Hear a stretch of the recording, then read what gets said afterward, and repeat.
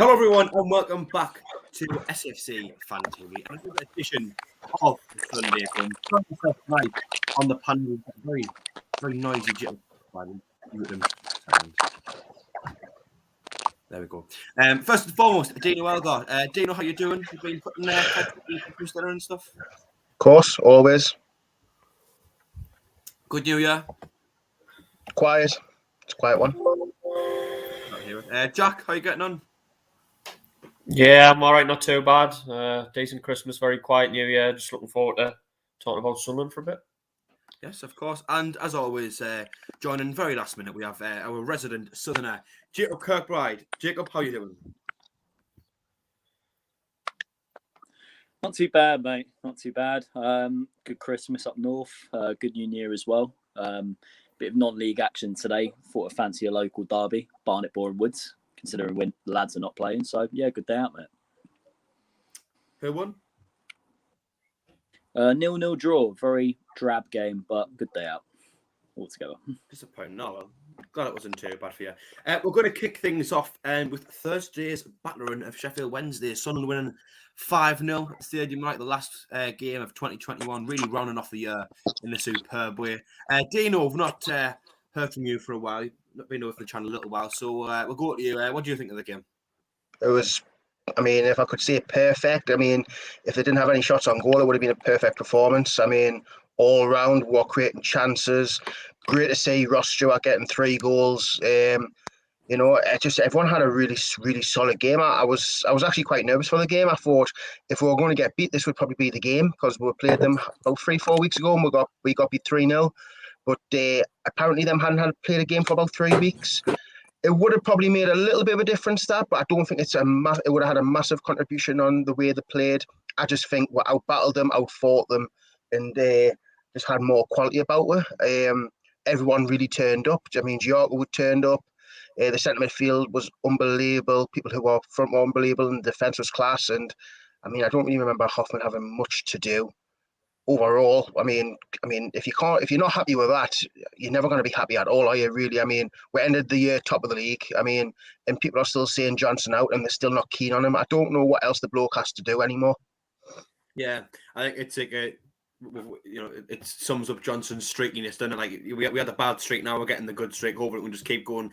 Dino, just want to ask you as well, because I know you might have picked up on this, because I think you like to look at things as really as you can. You try your best to not get carried away, positively or negatively.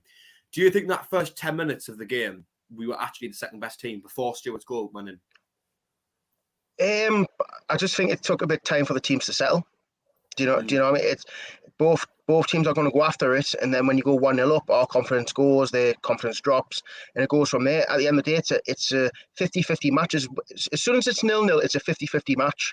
It's on who's going to step up and who's going to have the most quality about them, who's going to fight for it, and we did, and we kept going and going and going. When it went 3-0, I really thought we were going to just take the foot off the gas, and I don't feel like we did. I felt like we kept going. It could have been 7 or 8. That's how good it was. Yeah, just something that I think I picked up on, where, don't get us wrong, I really don't want to be nitpicking after you win 5-0. It was a great performance. I think everyone played really well, to be honest. I couldn't really fault anyone in particular at all. Great result. And as well, let's be fair, Sheffield Wednesday, no mugs. I know they hadn't played in 19 days. I know they've been a bit inconsistent this season, but winning is something that Michael Bowser said quite a lot, but winning 5-0 against Sheffield Wednesday is a heck of a lot different to winning 5-0 against the likes of Morecambe or Tranmere that have in previous years, and Cheltenham earlier this season. But I just thought that first 10 minutes we struggled a little bit to get into it. I think they were a little bit more physical than us. They seem to be playing long ball, and the lads up top seem to hold the ball quite well, and we just didn't really get the ball and knock it down how we normally do. I think Stewart's goal came at a really good time for us. Slight question mark of offside. I'm not sure. I don't know. I think their defence was definitely caught napping. But I think from that goal, you can't criticise us at all. We really went on. We had a lot of momentum. And we just think we're playing football in such a free way, which is, I think, made even better by the fact that we've got so many injuries at the minute. And, the bad form we've had, I think it's been an incredible turnaround. I think Thursday night was the epitome of it, really. Jack, I go to you next. Happy days. What was your thoughts? I thought we played really well, to be fair. I agree with you. I thought the first 10 minutes, Sheffield Wednesday started the better. They got the ball down quicker. They seemed to settle. They were the team in the ascendancy. And really, I thought the goal was a little bit against the run of play, but it knocked the stuffing out of them because they played quite well, had a lot of the ball in our half. And first kind of half opening we got, we stick it in the net, make it 1-0. And then from then on, it was really a pretty comfortable night for us. I thought we had the better opportunities. We were clinical in front of goal. We weren't really troubled at all by them. I mean, from a team that beat us 3-0, as Dino touched on, kind of 6, 7, 8 weeks ago at Hillsborough, really one-sided game that. We were second best, looked way off a team that will be challenging for automatic promotion. To now, it's been a fantastic turnaround. And really, I don't know if it was a little bit of revenge from us, wanting to really, because they did us give us a pretty good battering 3. Could have been maybe more that night down at Hillsborough. And maybe it was a little bit of revenge, wanting to give them a taste of their own medicine. Whacked them 5-0. Played at a tempo, created, lots of chances, carved them open at times. And yeah, very, very happy. I think, the last kind of 7, 8 games since Lee Johnson's been under pressure, excellent results. I think we've won 5 or 6, drawn 3 of the last 8 or 9, something like that, unbeaten in quite a while. And yeah, everything's going okay. Can we keep the momentum up though? That's the big thing now. We're only halfway, but it's been a pretty good first half of the season. Now, can we keep that up going into the second half of the season? Can we get some signings, which I know we're going to touch on, the January deals that we need to do? Keep up that momentum and hopefully, be in the automatic contention from April, May. Is there anything, Jack, that you would say in particular has changed from our previous poor run of form to this better run of form that's really sparked the improvement? I think maybe a settled team as well. I think we're trying to keep it as settled as we can. I know we've had some injuries which have kind of forced our hand with that. Aidan McGeady's been out a while. Luke O'Nien's been out a while. So I think, it's not through choice. It's through the fact that we haven't got a great deal of options now, but we seem to be settling down with a team and a style of play. And I think form and confidence is back. I think, we've got a little bit of confidence now. We're going forward and knocking the ball together, knocking the ball on the floor and playing with a tempo. And it's really, really all coming together. I think certainly the settled team and, like I say, the confidence. Winning football games at any level breeds confidence, doesn't it? You know what I mean? You can be struggling and suddenly win a couple of games and things turn around and players start looking, like the world beaters all of a sudden. Ross Stewart's back among the goals, which he wasn't before. So yeah, I think it's just been a really good time for us. But can we keep it going? It's okay being at this stage of Christmas, New Year, but can you be there come the end of the season? I think he earned that hat-trick, really, to be honest. I know a couple of people start to criticise Stewart because the amount of goals he'd been scoring, in comparison to early in the season, has been dropping off. But one thing I would say is that I think Stewart's been the main player for me that hasn't dropped off at all. I think if you were to say to me who's kind of like the best players been this season, I would say Doyle, Neil and Stewart are probably the 3 that I would instantly go to. And I would say out of those 3, I think Stewart's the one who didn't really experience much of a drop-off. Yes, he wasn't scoring as many goals, but I think he was still contributing to the team so much with his work ethic, his physicality, his desire. And he was giving us something in games, and he was chasing defenders down when no one else would. So I think as much as he maybe hasn't been scoring quite as many goals in this poor run of form, he did have a little bit of a drought. To make you still getting 6, 7 out of 10s when other players were getting 2s and 3s quite regularly. So I think he really, really, really deserved the hat-trick, and I was really, really pleased for him on a personal note. Dino, you wanting in? I'm getting sick of this. People criticising certain players because they don't score. They're not scoring goals. Like, look at Dajaku, his first couple of games, everyone was slating he's not good enough. Now he's looking like one of the better players. I mean, it was when Ross Stewart first came. People like, he's crap. He doesn't score enough goals. He plays in the Scottish League. People are just so quick to criticise someone when they're not scoring goals, but he's still working. He's still working his arse off. Do you know what I mean? The criticism of some of these players it's just unbelievable. People just love to criticise for some reason, and like people actually forget what Ross Stewart done at the start of the season. Just because he's had a couple of games where he hasn't scored, like, oh, he's rubbish. Look, we should need to get another striker. Just calm yourselves down, man. For God's sake, give the bloke his dues. He works hard. He brings everything down. He didn't score in the Arsenal game, but he was one of the better players on the pitch.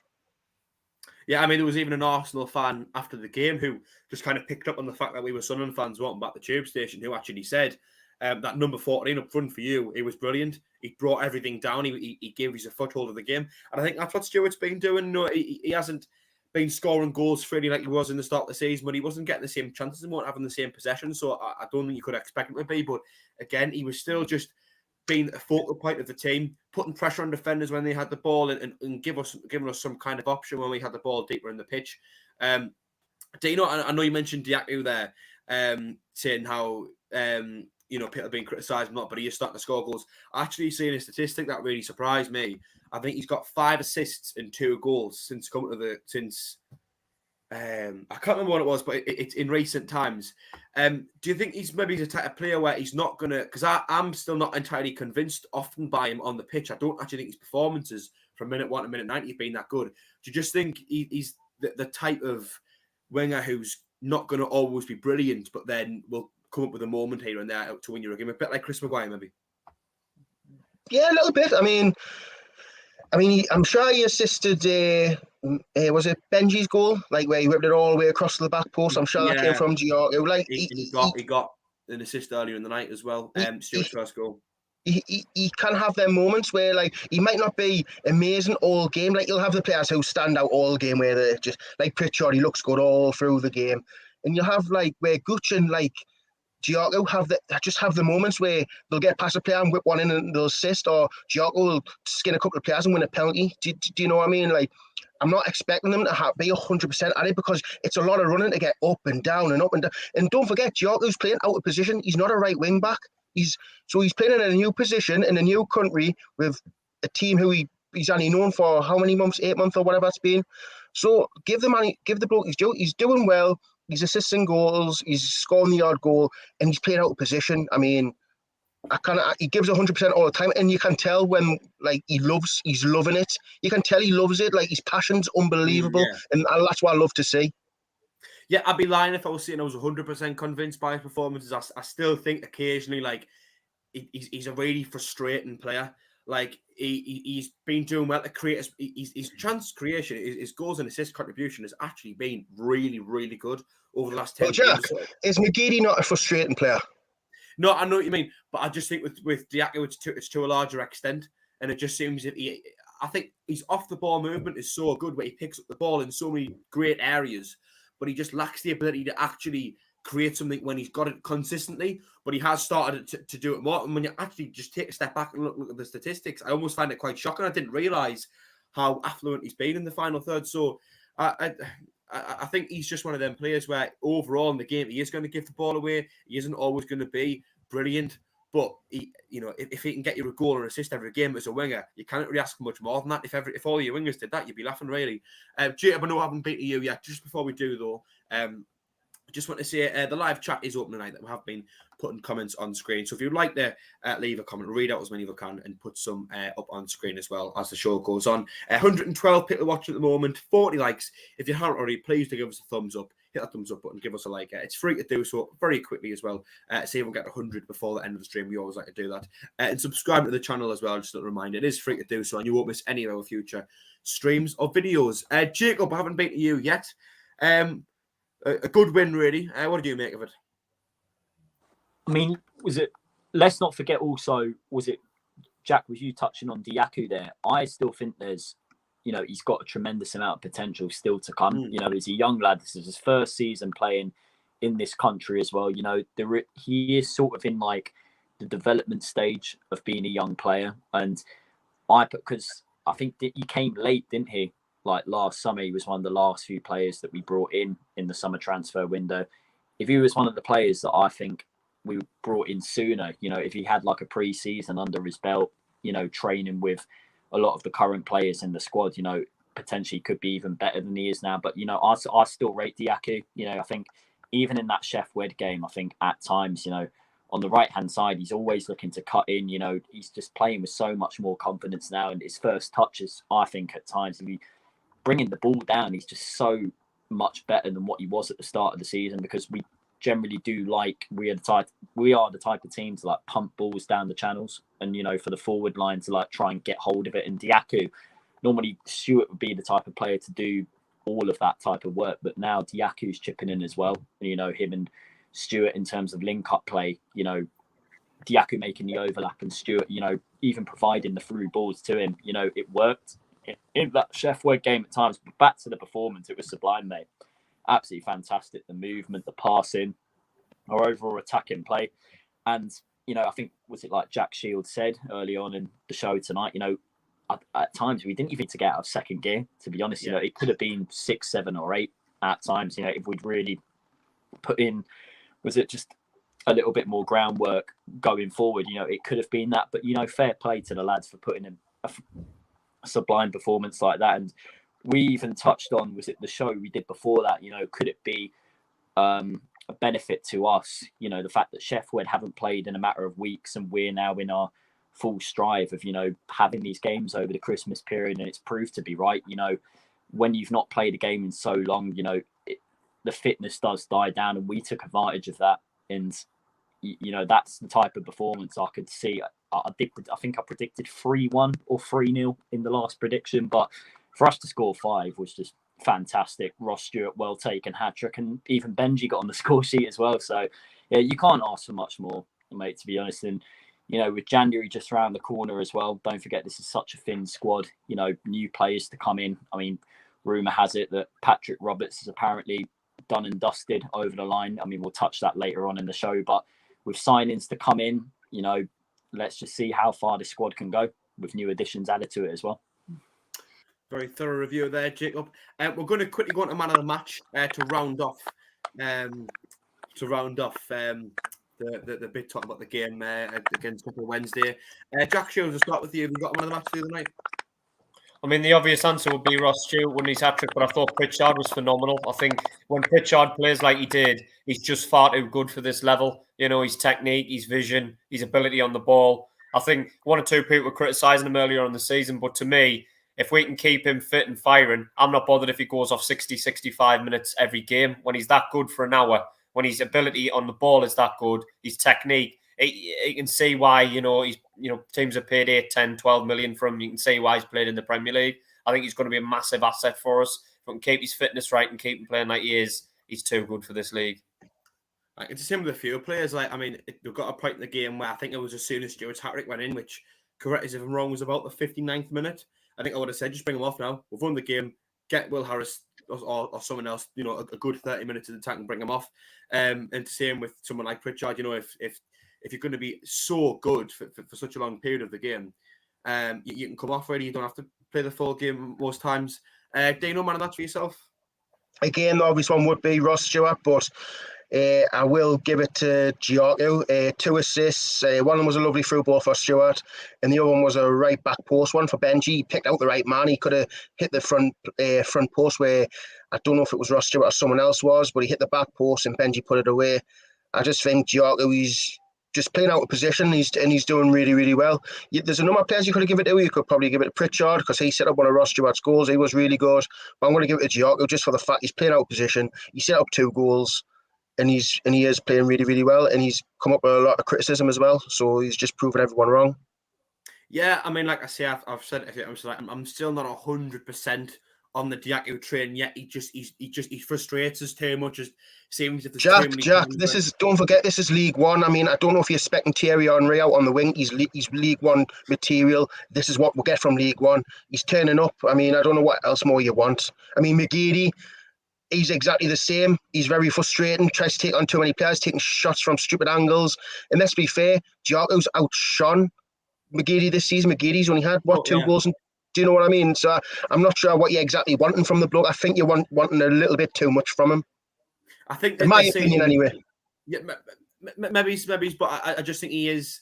I don't know. He is frustrating. I think he's getting there. He's getting better with every game. And like I say, maybe I have been a bit harsh on him because you actually take a step back and look at the statistics, and it is quite mind blowing. It's just how high his goals and assists actually have been. I would say probably since this good run began at about Cambridge away, around about then the last kind of 7 or 8 games or so. But I think he's getting better with every game, and I do think we have got a real player on our hands potentially one day. I'm not 100% convinced yet. I think he could just do with more with brushing up a little bit. It's the short passes going wayward and the odd cross just going nowhere near. It's those little moments to me that just really annoys. But fair enough. Jacob, a man of the match for yourself? For me, it's got to be the hat-trick hero, Ross Stewart, mate. Even his contribution to like the attacking threat in the final, holding the ball up, bringing people into play, and his goals were well taken. I know one of them was really dreadful marking from Chef Webb, but he gets the job done. I know this debate, his first one could have been offside, but it's the way how he took the finish was just sublime. And Ross Stewart, he's a man back on confidence again. I know he had that little drought, but even in the games where he wasn't scoring, like Dino said, his all-round contribution to a guy up front is just fantastic, and I appreciate him so much that we've got him. I mean, don't forget, I've mentioned this before, he's turned down championship clubs to come here. And, if he can be the man to, get this club out of this division and be the main guy up front this season, we'll label him as a messiah, mate. I just think he's just got so much more to offer in the second half of the season as well. And I think it's 15 league goals he's on now. I think Charlie White managed 26 in the league last season. I think he can beat that record, mate, but only time will tell. I think that the main difference between White and Stewart as well is not only the goal scoring ability, but Stewart's ability to do other things as well. And I think that's why I wasn't happy when people were criticising him too much when he stopped scoring. It was he was giving us a foothold in games when we didn't have a lot of possession. We'd still always have that outlet, and he was putting a bit of pressure on defences at times as well. I don't think White had the mindset to do that. I think he always tried his hardest, but I just don't think he was physical, quick, strong enough. I think he was good enough on the ball to really have much of an impact, other than when he managed to get a tap in, which he was very good at. But I think Stewart's just a completely different type of player. He's going to offer you so much more. I think that more or less, I'll give my man match actually. So I am going to give it to Stewart myself as well. I thought long and hard. There was other players I was trying to give it to, but I just don't think you can really give it anyone else when someone scored a hat-trick really and played so well overall as well. And I think he deserves the extra praise for, like I say, how well he was doing previously before as well. Special shout out to Alex Pritchard as well. Gets better with every game. And Bailey Wright as well, who I think also keeps getting better, filled in magnificently, again, out of position at right back. It just seems as if, he's really found his feet and established himself for me as one of the first names on the tape sheet. And even when players come back from injuries... And again, Jack, he was another one getting criticised by a lot of people because when he could come to the team, he was going to make mistakes, and people forget he wasn't in the team. He was making mistakes because he's not in the team all the time. Look at him now; he looks class. The criticism part of it's just ridiculous. People forget what he done for last season, how good he was the season before. Do you know what I mean? People are so quick to forget what this bloke's done. You've got to get a run of games to show your best. There's no point coming on for 10 minutes. Do you know what I mean? What kind of form are you going to get in that 10 minutes? You're not going to get much. I think, especially as a defender as well, it's an important thing to, I think as a defender as well, it's an important thing to kind of, regularly be playing. I think maybe as a forward player, it becomes a little bit easier to establish yourself as a bit more of a regular. There we go. As a bit more of a regular, just coming on in bit parts, because sometimes I think it's easy to get into the game, but as a defender, I think you need to be more settled, if anything, really. And I don't think he was maybe managing that. But look, myself included, I was a player who was, digging him out a lot of times because I thought he was just making a lot of errors, making a lot of mistakes, and it was cost us. And it was at the time, I don't take that back, because he was still, it was a genuine reflection of how he's playing at the time. But I just think recently he's got so much better. And for me now, when other players come into the team, which is what we're going to get on to in a minute, I don't think Wright loses his place at all. Jack, you want in?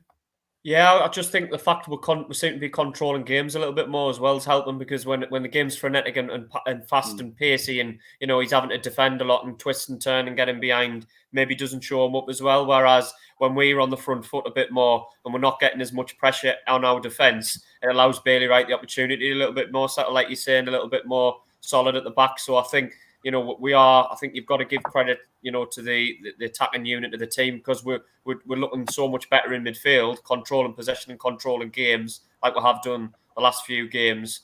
It's when you look at it, we haven't given many chances up, which is helping the likes of Bailey Wright and everything, because he can probably focus more on his physicality rather than he's chasing and he's running in behind, running back towards his own goal and stuff like that. Yeah, I think that more or less kind of wraps up the discussion on the game against Sheffield Wednesday anyway, really. But a comment made from Alan Walton, which is quite conveniently placed, because it was what I was going to bring up next, really. So, been better since McGeady was out now. We've experienced this back under Phil Parkinson. We brought McGeady out of the team, around about this time of year, actually, really, wasn't it? Just about 2 years ago, I think it was. We'd had a terrible run of form. We couldn't find no feet, and all of a sudden, we started playing this 3-4-3 formation. McGeady was out the team. We had this tactic of pressing and playing so high, and we just absolutely battered things. Granted, things did then drop off, and we never quite recovered again under Parkinson. But it seemed to happen again where McGeady had a poor start of the season this year after doing so well previously. He's getting a bit confused there with I think he didn't have a great start this season after doing so well last year, and then he was being taken out of the team and results have picked up again really. Jack, I'll start with you. McGeady and O'Nien are two players that haven't been in the team for a little while, and we've seen them have really picked up form and do really well. Do you think it might be any part of the removal of them at all? Well, I'm not a massive Luke O'Nien fan. I never have been on him. I think for some reason we seem to shoehorn him into the team when he doesn't really fit. He doesn't really have a position. His energy's good, but I think sometimes he's careless on the ball. He can be a little bit ill-disciplined with his tackling, and he seems to get yellow cards and things like that and wind opposition players up sometimes, which doesn't help. So I'm not a huge Luke O'Nien fan, to be honest. I don't think him being out the team is the reason we've done well, but I just don't think we've missed him one bit. You know, fans when he was injured saying, "Oh, Luke O'Nien would be a massive miss." I don't think he is a massive miss, to be honest. I think we're a decent team without him. McGeady's a funny one because obviously he's been the main man in the last couple of years, and I think we've relied on him so heavily for goals and assists and creativity. And now I think it's just, I noticed at the start of the season, he didn't play that well. He wasn't getting on the ball as much. And I just thought, maybe it's time catching up with him. He is, 36 is he now? Maybe pushing, maybe a bit older. So he's not going to go on forever at any level, even at this level, even though he was too good. So I think maybe time has caught up with him a little bit. When you get injuries when you get older, you can't recover from them as well. So I think that's maybe hampering his fitness as well. I still think he has a role to play in this season. I still think he'd be a good option off the bench, playing now and again. But it's nice that we're not relying on him because McGeady and White were the main thing last season, weren't they? If McGeady didn't play well and White didn't score, we were knackered. Whereas now it looks like we've got goals coming from all different areas. So it's nice to not have to rely on him so much because ultimately he's not the future for us, really, is he? And McGeady being a really good player, but I don't think he gets another contract beyond this season. Just staying with you as well, Jack. Do you think that at all the reason maybe is why people might be pointing the finger at McGeady isn't necessarily anything to do with him, but it's more that we previously relied on him too much, whereas now we're that good and we've got that many attacking options that we don't actually need him as much? Yeah, bang on. I think it was the only... I mean, you talk to opposition fans when they played Sunderland, it was always stop Aidan McGeady and you stop Sunderland a lot of the time. Whereas now it's like we've got 3 or 4 different options. We've got Stewart. We've got Broadhead that was, playing well until he got injured. Dajaku was a threat. Pritchard. Do you know what I mean? We've got options now. It's not just give the ball to McGeady and hope he does something. I think the style of play now we're a lot more expansive as well. So we've got a lot more players getting on the ball in dangerous areas rather than just giving it to McGeady and hoping he gets a cross in or creates something. So it's good news all around because, like I say, he wasn't going to go on forever. Yeah, Dino, going to you as well now. I mean, we've experienced O'Nien and McGeady coming out the team for a while, and it's coincided with form picking up so well. Do you think it can they can maybe have the finger pointed to them, or is that a little bit too harsh? Harsh, I would say. I mean, O'Nien isn't the greatest footballer in the world, but he always gives 100%. He played different positions. Everyone was still don't know where his best position is. I wanted to see him in the centre. He had a couple of good games, and then the centre just stopped working. It was weird. And then since he's came out the middle, and we put Carl Winchester there, he's looked great. It's finding the balanced way to put O'Nien. I mean, I don't think he comes straight back in the team. I still don't think that with McGeady either. I don't think when they both get back fit, I don't think they both go straight in. I think the other lads, the people who've covered for them, the likes of Winchester and the likes of Dajaku and Bailey Wright, they've done fantastic. They just come in and just slot nicely in. And it makes the team, because I always said this isn't our strongest team, but now it's starting to become the strongest team. Right. That's the mad thing.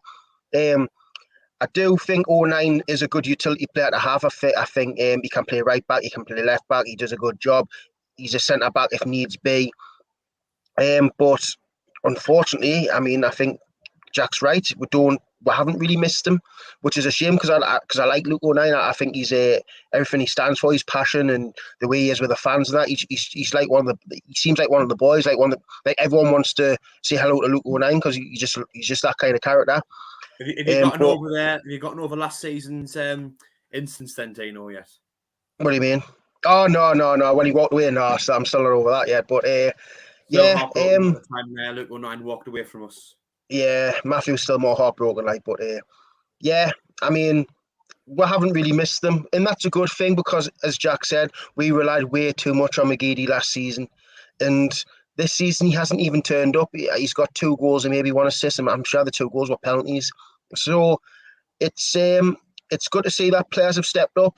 But I think if you do get McGeady back to fitness and back to his best, he is still a dangerous player. Yeah, he's lacking a bit of pace, but he can still get past a couple of players. He's still quite good on set pieces, and I think it might be time for McGeady to try and change his position. I don't think he should be out wide anymore because we play with wing backs now. We don't play with we don't play the 4-3-3. Yeah. So maybe try and get him to try and play like just behind the striker, like a Pritchard kind of role, because he is creative, and I think he can get past a player and create something. So maybe it's time for McGeady to think about moving positions from to the wing to into the centre, maybe. It's an interesting point. I think for me, what I've learned about the two of them is that they're great assets to any squad at this level, but they're not necessarily to be relied on. And I think O'Nien's probably the prime example of that, really, where he can fill in literally anywhere in defence: right back, left back, centre back, wing back. In the centre midfield, I think he had, like Dino said, he had a couple of good games earlier on the season, and he dropped off and he started to really look out of his depth. And we've even seen him at times further forward, almost playing as a second striker, just even 1 or 2 times in his time at Sunderland. And I think he has been a real asset to us, and he's looked strong in many different areas. But I think when you start putting pressure on him to be the main central midfielder, the main man, he isn't. I think he's got quite that star power to thrive in that role. However, I think if you have him in the squad and you ask him to just fill in various different roles over the space of a season, which you need players like that in League One. It's a physical season. It's a long season. There's a lot of games. There's a lot of bad pitches and a lot of bad tackles and a lot of suspensions. You need players who can just come in and fill in anywhere at any given time. And I think that's where O'Nien's strongest point is. So I think when he comes back from his injury, which I know is still a long, long way away, I think the key is to not put a massive strain on the role for him. It's just fill in wherever. I think his best position is probably as a right back or a right wing back. Would I bring him into the team now? Maybe he would have a spot for him as a wing back if Dajaku or Wright dropped off. You could make a little bit of a change there and have him out on the right hand side because he's just got that energy to bomb up and down, or even potentially on the left as well if Gooch dropped off. I probably wouldn't bring him to the team right now if he's back, to be fair, actually. But yeah, I think he's not to be relied on. And McGeady's the same. He's got a lot of quality, a lot of end product. He's got a little burst of pace in him still. Great on both feet, can score, he can create. But I think as soon as you put your team's emphasis on giving it to McGeady and getting him to do something, then I think you can start to get exposed a bit, and we look so much more better and so much more fluent. Like, so much more, I don't know, just dynamic when we have Dan Neil who can get a goal or create. Pritchard always at the heart of things. Dajaku, who, like I've even said myself, is scoring and assisting quite regularly. Gooch is improving. Stewart's doing so well. I just think that the two of them aren't to be relied on. G, I'm coming to you on this now. What are your thoughts on, I guess, them being the two players really who've not been playing recently and, experienced a pick-up in form since? Oh. Without them, to be fair. You're muted just for a few seconds. No worries.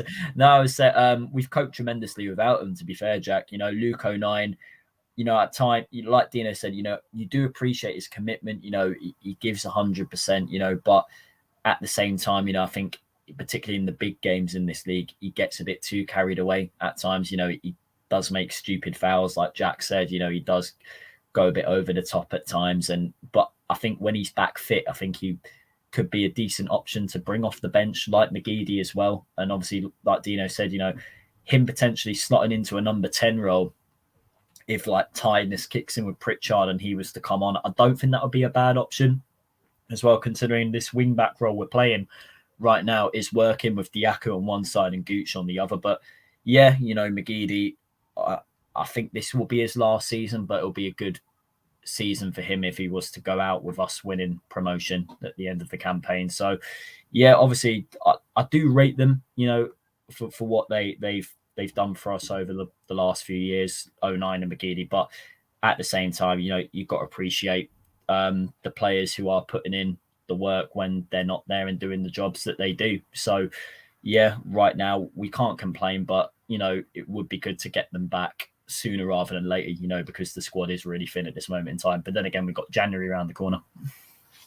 Yeah, as well. And I think one thing that's probably going to benefit us slightly is having this little break. It was something we touched on last week, and I think we were all a bit unsure really. But I think considering we won so emphatically, I think not having a game a day has probably helped, if anything.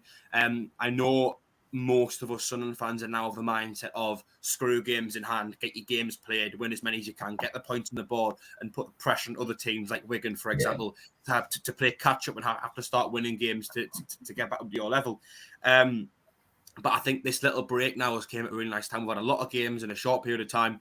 We've got a lot of players who are just on the brink of coming back to full fitness. Sirkin, Hume, Evans, for example. And I just think, it's going to be nice to have a little bit extra time off, maybe a few days off training, and then get back on the training ground and have a bit more time to prepare for Wickham in the games after that as well. The next talking point is from Tam. He says, discuss, did LJ manage this winning streak, or did it just happen through injuries forcing his hand? Now, I'm going to start with Dino on this, because I know that Dino will feel particularly passionate about what he's going to say. For me, clearly, Tam must be a Johnson out person, because the only people who are saying that are the people who want him out. Of course, he didn't because of injuries. He changed it to a 3 at the back.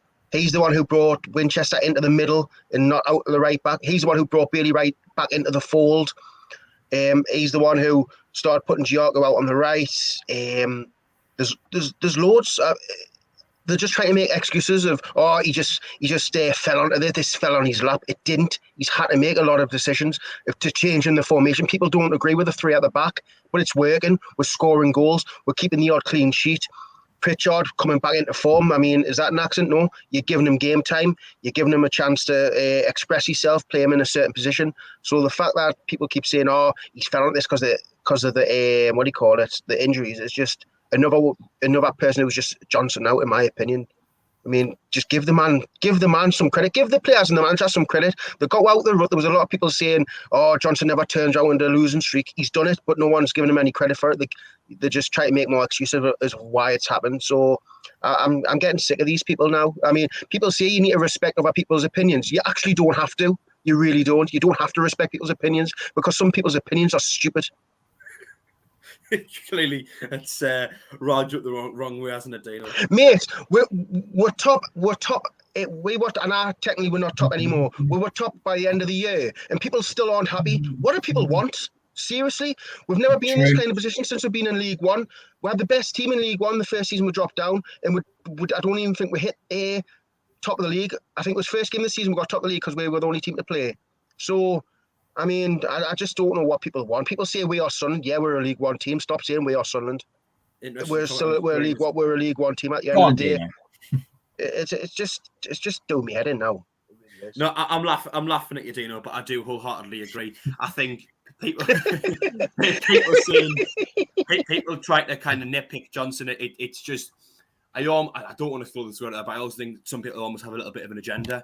And, when we were having the bad run, I think people were looking for extra things to pick out on. For example, saying he has his hands in his pockets, or people saying that he doesn't care. Well, why is he picking up so many yellow cards and picking up suspensions if he doesn't care? He wouldn't be shouting at the fourth official, getting in his ear all the time, whether or not that's the right thing to do, if he wasn't, passionate. And I think, one thing you've got to say about Johnson is that he does care. I also find it a bit ridiculous how we were in such a bad run of form already. We then got loads of injuries and suspensions, which made things even worse. We've somehow managed to put ourselves into one of the best form we've ever found ourselves in the last few years. And yet people are almost trying to use that as a way to make it out as if Johnson's actually bad. The world was against him. The world was against us as a club, and we've actually turned it around. And I don't think Johnson deserves all the credit. I think everyone deserves an abundance of credit, because we were in a situation where it looked as if we were just going to keep losing, keep getting worse, keep falling down the table, lose hope. It's a domino effect, but actually something clicked. And whether or not Johnson deserves all the credit or even lots of the credit is questionable, but everyone deserves some credit, because without a collective effort from everyone, that being Johnson, the rest of the staff, the players, even the higher ups, the boards, and I would even say to an extent the fans as well, without a combined collective effort from everyone, this would have never happened. I don't not like you. I just don't like your opinion. That's different.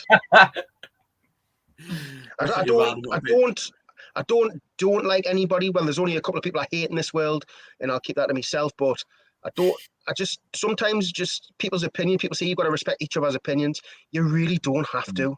You really don't.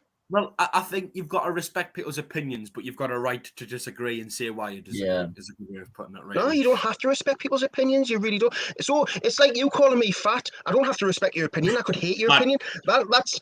Do you know? There's a difference. Yeah, but do you know what I mean? Like that's your opinion. If you said, "Oh, you're fat," that's your opinion. I don't have to respect it or like it. So it's kind of the same thing. If someone's saying something so ludicrous, I don't have to respect that opinion. I don't even have to take note of that opinion. Because at the end of the day, some people just say things just for saying it. I know what you mean. I think if someone I'm trying to give an example, by the way. I wasn't like calling you out. I'm just trying to give an example. I was going to say, I never call you fat, Dean. I'm always praising you for your Oh, were you? You didn't. People didn't see the New Year message I got from you. Anyway. Jack, we're going to go to you on this now. Do you think this is more of Johnson's effort or more the team's effort, or does everyone deserve a bit of credit? I think regardless, there are some people that have made their mind up with Lee Johnson, and you can use something like that as a stick to beat him with if you want. Do you know what I mean? You could say, oh, well, he's only done it because of injuries and he doesn't know his best team. Ultimately, I don't really buy into any politics like that. I just look at the results, really. Yes, we had the bad spell over kind of mid-October to early November. But since then, what are we, 8-9 games unbeaten now? We're a point off the top. I think that's about where this team is. You can't. It's not a squad that's going to romp away with the league, but it is a squad that should be challenging for automatic promotion, which is what we're doing.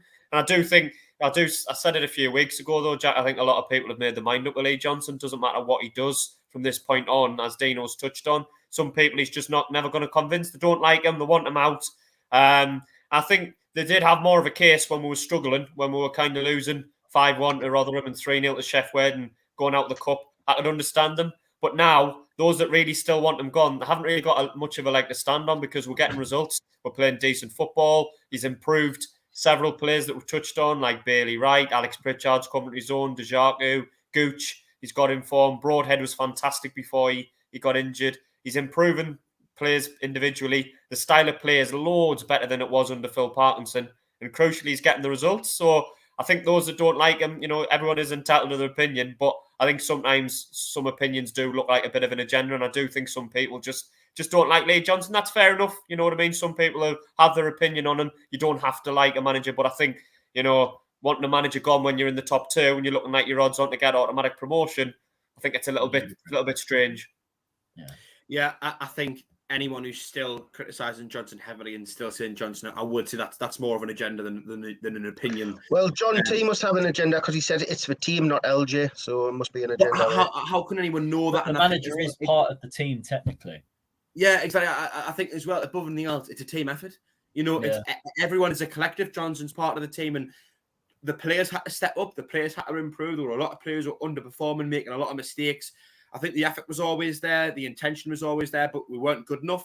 And I think, almost everyone, really, well, I would say everyone bar Stewart, who I don't really think kind of dropped off. What did you call me? I called you a bar Stewart, Dino. But not fat, and I would never call you fat. But no, I think almost everyone had to pick up a little bit, really. But Johnson's also been a part of that, finding ways to improve players. And as well, let's be fair, looking at the amount of injuries I've had and this weird formation we've had to play where sometimes it looks like a back three, sometimes it looks like a back four, sometimes it looks like a back five.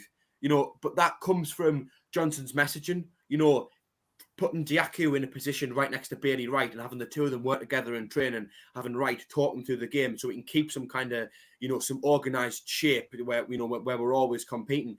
That takes a lot of effort. It takes a lot of intelligence. I think Johnson deserves credit for that. I think everyone deserves credit, though. Jacob, yourself, I know we've been wanting to bring you in for a while. What do you feel about all this? Yeah, I mean, for me, I think Lee Johnson, in terms of considering how injury hit our squad's been this season, he's had to come up with a system to accommodate the players he's had available.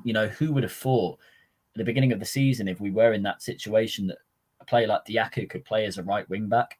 And he's obviously, I believe his man management skills have helped him integrate into that position. A young lad who's playing his first season in English football, for him to do that role, obviously I know at times it might have been a struggle at first, but I think I know obviously as players you've got to take responsibility, but I think as a manager also you've got to give the player the confidence to do that role. And I think Lee Johnson, for the situation we've been in, deserves some credit for that. And obviously now January's round the corner as well.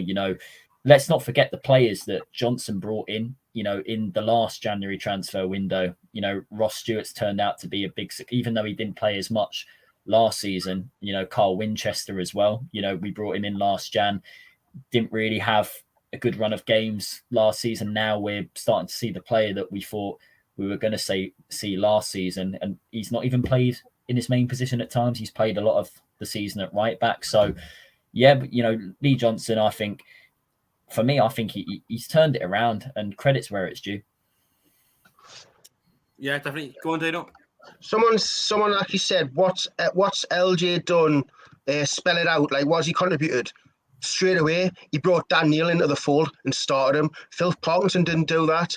Yeah. Ross Stewart, what was he called? Jack Ross didn't do that. So there's straight away, he brought Dan Neil into the fold. Maybe if we had Lee Johnson at the start, maybe he would have brought Barney Mumba into the fold and we might have not lost him.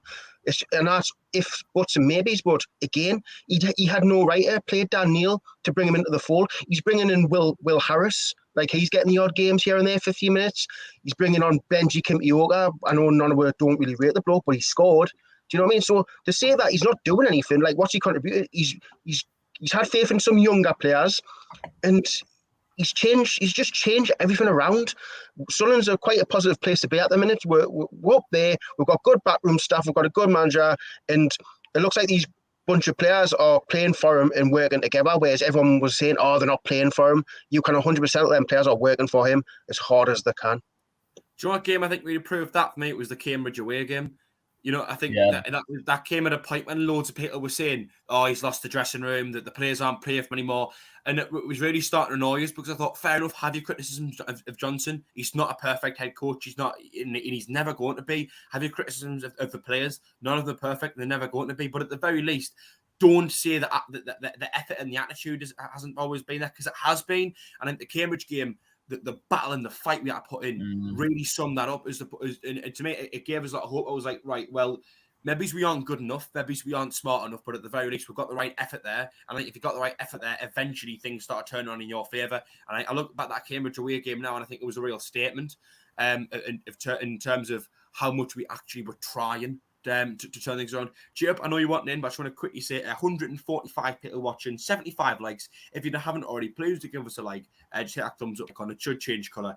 Then you give us a like. It'd be nice to get 100 before the end of the stream if we can do so. And just remember as well, it is free to subscribe and very easy to do so, and you won't miss anything that we do in the future. Jacob, you wanting in just a moment ago? Yeah, I mean, Jack, you were going back to that Cambridge game. If that was earlier on in the season, I think we would have crumbled under the pressure. But obviously, you look at the conditions that day and the second half of that, the wind, that the Cambridge corners would take, like blowing the ball towards our goal and all of our players back on the line. It was like a real togetherness we saw in the squad that we didn't really. Obviously, I know that there was a bit of that at the start of the season, but there wasn't like enough of it when the chips were down. Even when we went a goal down in games, we just felt that it wasn't going to be our day. And even we were a goal up in that game, but then they went on to equalise, but we were still at it. We didn't let our heads drop. And I think the turning point of the season's been from that international break we had, and then we came back and then we beat Ipswich at home. It wasn't the most convincing performance, but I think since that game, something's clicked. And obviously Lee Johnson's rallied the troops, and you can really sense with the players he's putting out there, there's a real togetherness in the squad now. And, you've got to appreciate the job that's been done behind the scenes. And let's just hope that this can be carried on going into the second half of the season. Yeah, I think there was a lot of nod of heads there in agreement about the Ipswich game. It really wasn't the prettiest win. And I think we would all probably be fair in saying the performance was really not good enough. But something that I said, thinking back now to that moment, was, right, I know that wasn't good enough. We can't play like that for the rest of the season and expect to go up. But having won a game of football and having got over the line, kept a clean sheet, getting 3 points on the board and getting that winning feeling back, sometimes it takes what was, let's be fair, a bit of luck, a bit of fortune. in that Ipswich home game and won 2-0 to get yourselves back on the right track. And since then, slowly the performances got better. And I think Thursday night's win was like the peak of this good run of form. Things might drop off again at some point in the season. I do think we are going to struggle again and have another bad run at some point, because I just think it happens. But I think looking back at the Ipswich game now, it was crucial in just kind of kicking us back into the room a little bit, getting a bit of momentum back, and almost waking us up a bit like, yeah, we can win a game of football. We then lost 09, I think, after that, as well as losing Sirkin. And, things almost seem to get worse in terms of, the squad problems and stuff. But I think morale was just lifted a little bit, and it gave us a bit of a lift what we needed. I think that's probably quite an interesting thing to talk about, actually, in terms of when was the turning point. Dino, is there any moment in the season or anything that you think has been a bit of a turning point to get ourselves back on track? I mean, probably the Ipswich game, because we had a monkey on the back, didn't we? Like, we hadn't won in so many. We had been battered by Portsmouth and Sheffield Wednesday, and was it Rotherham as well? We got battered off as well. Yeah. So we got back. I mean, I always say this: you're going to get battered at some point during the season. Even the top teams get battered now and again. Sometimes you just get figured out, or your players don't turn up and theirs do. There's a lot of things that happens during the game. People just think, oh, because we got the better team on paper, we should win.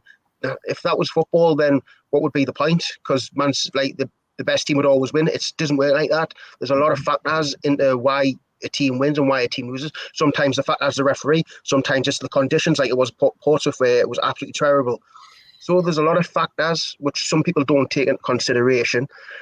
And at the end of the game, it's a 50-50 match. As soon as the match kicks off, it's 50-50. It's 0-0. It's not like you've got any advantage. You've got to be the first one to score and then go from there.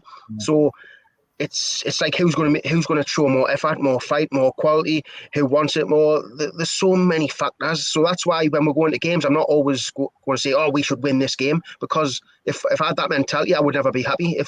Do you know what I mean? There's a way to lose, yeah, of course it is. But if you lose and you didn't play very well, it's not the end of the world. You've got the next game and the next game and the next game. You can make it up.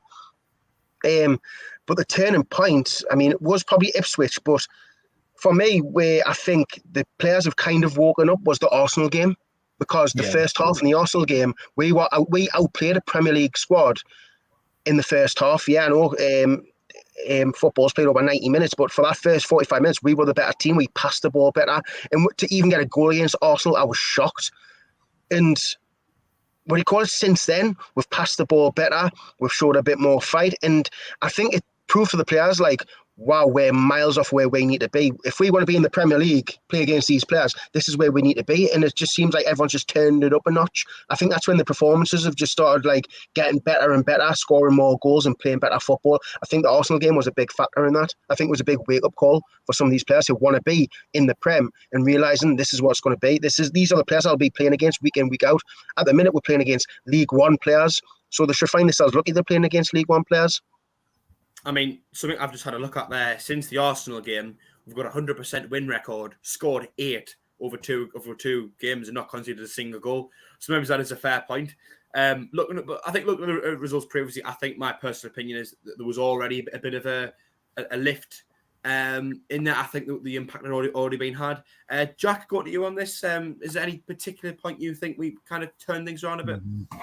I think maybe Cambridge was the one that I looked at, because terrible conditions. Lee Johnson, a lot of fans were saying the players weren't playing for him. He was basically on the brink, wasn't he? Let's be honest. I think if he'd lost that quite heavily, maybe a 1 or 2-0 or 3-0, or you know what I mean, I think that probably would have been it. But we dug in, we got over the line. Not the best game, horrible game, not a pretty game, but we got the win. And then since then, things have picked up a little bit. I think maybe that international break, as Jacob touched on, maybe just said to them, look, lads, do you want to get promotion from this league? Do you want to play for us, or do you want to just be kind of a nothing team in the playoffs? And since then, we look like we've clicked into gear. We're playing a much better style of football. We're going forward. We're creating things, creating a lot more than we did before. Not being bullied physically, winning a lot more of the physical battles. And we seem to be on the right track. I think January is going to be key, because I think we are short. We are still a few players short. Certainly, I think of a bit of athletic centre midfielder, maybe a backup striker, backup attacking option, like Patrick Roberts has been spoken about. Maybe a couple of couple of full-backs, maybe 1 or 2 squad players. I think we're still short of 3 or 4, but we get the right players in. We keep up this momentum. I can't see any reason why we can't go up automatically. Yeah. Jacob, I know you kind of started this conversation, but just to round things off in terms of when the turnaround happened, I think you mention Ipswich? Is that when you say when you would say it was? Yeah, I mean, in and around that. But what Dino was saying about Arsenal, obviously, I know that we suffered a hammering on the night, but I think us playing against those type of players, I think, has kicked into the players' minds of, that's where the ambition is for this club going forward. And obviously, I know a lot of the players, obviously, I know some don't have top level experience at all, but that's the standard that's being set. If you want to reach those heights in terms of developing yourself as players, it is very, very tough. But if you've got the right ambition, the right drive, you can achieve that. Nothing is impossible. And I think even though the scoreline obviously didn't reflect the manner we played, obviously because we had a 20-minute spell in the first 45 where I thought we were tremendous, but I think that has given the players the motivation to say, we've got the capability, to, if we can match a Premier League team for about 15, 20 minutes, we can put teams in our league to the sword, week in, week out. It's just a case of how badly we want it and how much togetherness is in our squad, to get the job done. Yeah, fair enough. It's been a good turnaround, hasn't it, really?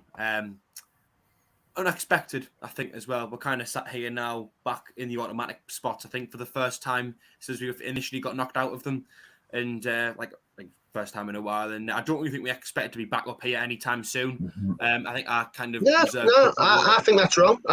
I think the people who didn't see Johnson out knew it, because we seen at the start of the season how we could play.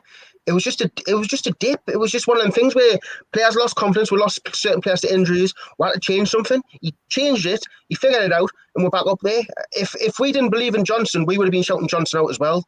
To be fair, Jack, do you know what I mean? I think I was expecting us to turn things around, but not quite in this manner. We've went from, in not quite this soon. I was expecting January to maybe be the point we kicked on when, Hume and Sirkin are going to be fully back. Evans will have had a few games under his belt. We did not obviously expect Broadhead to get injured. That was a rumour to be around about the time that Huggins is coming back. That looks like it's going to be a belated. And on top of that, you got the window to bring players in. I didn't expect us to go into 2022 is actually top of the league. I know straight away we're now back to second, but we're still in a great position. There was a couple of things I was going to bring up, but we are kind of just about running out of time, really. So I'm going to round things off by asking everyone, yes or no, is this the season we get promoted from League One to the Championship? Jacob? Yes. I'm going to say yes now. Jack Shields? Yeah, I'm going to be positive. Yeah, I think we will. I think this is it this year. Dino? Yes. Yeah, I agree as well. It's going to take a lot, and we've got a long way to go. But lads, I think we're just about out of time, really.